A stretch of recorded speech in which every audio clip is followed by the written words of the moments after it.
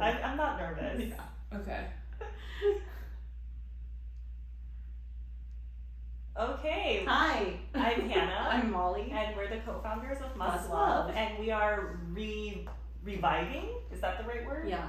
Reviving our podcast. Must Love the podcast. And this is our first time doing it live, so we'll see how this goes. Yeah, we're doing it on TikTok Live. Which is, what is that? I don't know.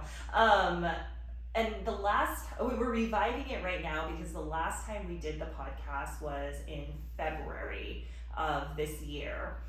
So it's been it's been more than half a year. It's been 7 months. It's been 7 months since our last episode, which was episode 7 or 8. 7. This is 8. This is episode 8. So we kind of gave up pretty quickly, and so we wanted to talk about why that was. Yeah. Well, we did it for like a straight month basically because our first episodes were for when we were on Shark Tank, which was in January. And so we recorded a ton, and it was a lot of work for Hannah. I did nothing, so I just showed up for the recording, and then Hannah did all the editing and everything, and you're kind of not a perfectionist, but you care about the details. So you spent a lot of time on editing. So it was a lot of work. Flaw. But yes, it was a lot of work, and at the time we also didn't have an office, and so I was driving. We were doing it in my closet in my house. So Hannah would have to drive over. It's a big closet. Yeah, but cozy enough because the issue was like the sound bouncing. Yeah. Right? To do it in a room. Anyway, so you were driving. And we had moved, so we were in different cities, so you were driving once a week, and by the time we set up and recorded, blah, blah, it was like a whole afternoon. Yeah. So it just wasn't the right use of time at the time. And I also had a mental breakdown because I was very overwhelmed with not just the podcast, but my overall responsibilities at the time. There was a lot going on for our company. We were just on Shark Tank. Operationally, there was always a lot going on, and so I had a really hard time managing my work-life balance. And basically, also you have a toddler. And now. I have a toddler now. At the time, she wasn't 2 quite yet, but it's a lot of work.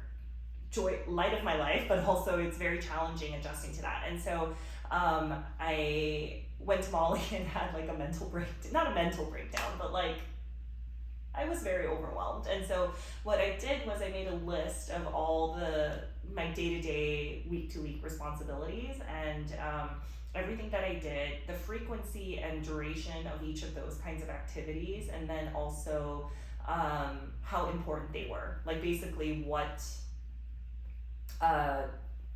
impact each of those things had. And literally the only thing I could completely stop doing and not affect anything actually very important for operations was the podcast. Yeah, and so we looked at the list and I was like, I'm fine with that. I don't care. For our 25 listeners, which half of it is my family. It's true. It's fine. I think we'll be okay. But now we're gonna have all these TikTok live viewers, Molly. Okay. All right. But wait, Abby, how are we doing on that front? Anyone log on? Oh, hi. Oh, awkward. Embarrassing. Hello. But yeah, this was literally enjoy. Literally the only thing I could stop doing was this podcast. So we stopped it immediately without any warning to any of our loyal listeners, aka Molly's sisters. You know what? My brother-in-law was like, "Hey, you haven't had an episode in a while," and I was like, "We already wow." Mara. Yeah. We play this game because Molly has 2 sisters. She'll always just say my sister or my brother-in-law, and I guess which one based on the context. You're 90% right. I know. Yeah, sometimes I'm wrong, but I'm getting really good at it. I can't do that with Hannah because she just has one brother, so obviously guys. But so I guess why are we back and trying this now? One is that we hired some help, and so I am no longer as overwhelmed, which is great. Yeah. So we've expanded our team, which is really exciting. Yes. Not for us to be able to do a podcast. We needed help anyway, so we hired someone for ops, and then also a salesperson who was very exciting. We love him. Maybe he'll watch. We should tell him. Hi, David. And Casey, who we hired to help me out on operations. Yeah. And she's dealing with like 1 million fires every day. So thank you, Casey. And then of course now we also have Addie, who we've had even when the podcast first aired. She's literally sitting right behind this phone right now. So, and she's amazing, and she works on all our social media stuff. Then also we have office space. Yes. So this beautiful corner is in a room in our office. So we will have some content on like how we set up the room. We did this morning. Yeah. It's really cute. It looks super professional. This corner's really cute. The rest of it is... The rest is really functional. Yeah. So, we also didn't get the office space for the podcast. We're not a podcast company. We make ice cream. So, over this past year, Hannah and I have moved and... Personally. Yeah, like our homes. And, to different parts of Southern California. So, it was really difficult. We were remote. Everyone was remote. Yeah, in the world. We were remote for the last couple of years.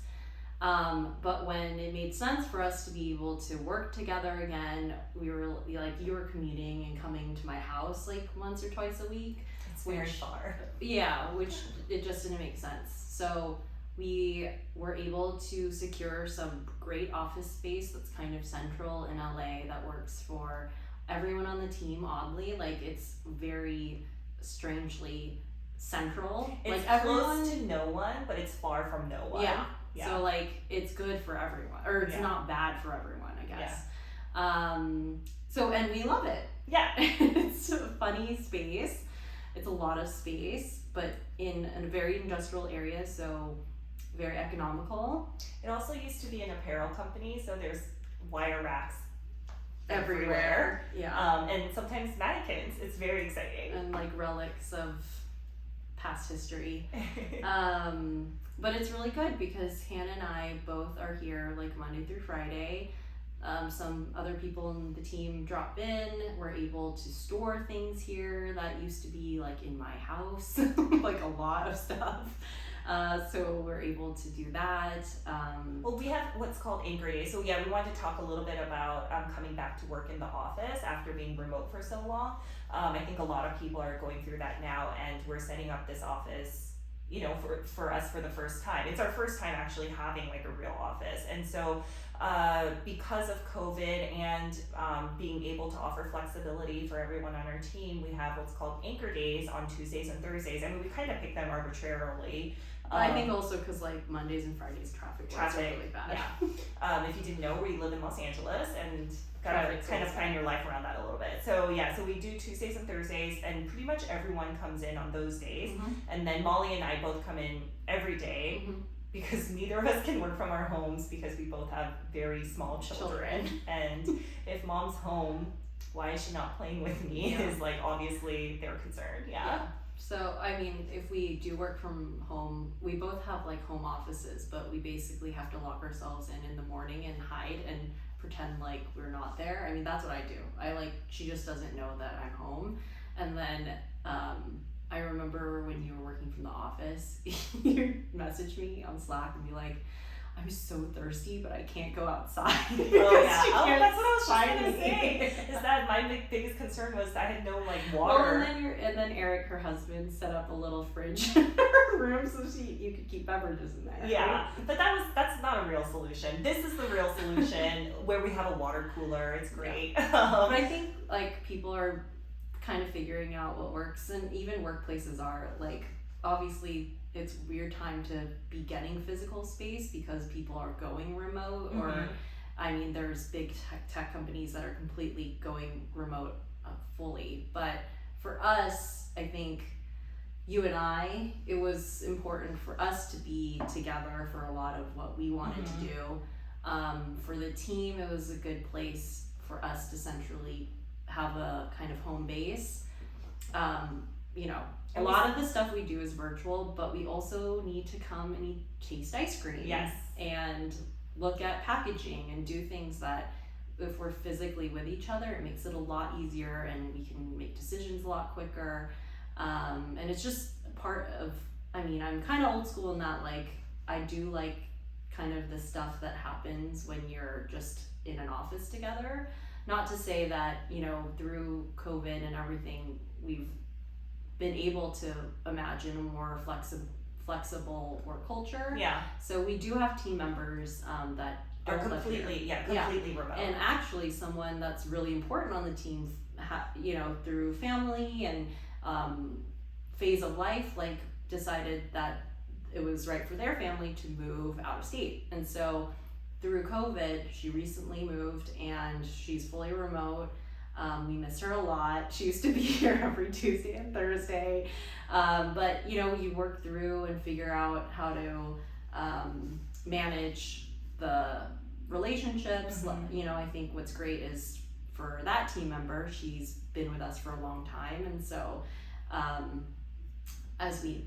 we miss her physically, but the work hasn't really shifted. And then the new hire that came on board who's remote, we never worked together. So in the same physical space. Yeah, and also like the function of his job on sales, it requires a lot of travel anyway. Mm-hmm. And so I think a lot of salespeople tend to always have like a more remote lifestyle. Yeah. Especially if you're like a territory manager, Mm-hmm. and then you have to be where your territory is, and it's not necessarily where your company is. Right. But what's funny is, so he's a little bit more introverted naturally, and I'm highly extroverted. So I always am like worried, like, oh, does he want to come here? Should I like interact more? Like, should I message him every day? But I have to remember he's probably fine without that and does not want it. But I mean, we're gonna see him soon at a trade show.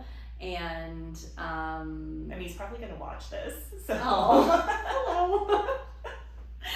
And I think like that'll be something that we have to work through as we grow the company, of what the cadence should be of in person versus like all team meetings. Like we don't do a everyday all hands stand up, whatever all the buzzwords are. We don't do that just because it isn't necessary for our current work culture. Yeah.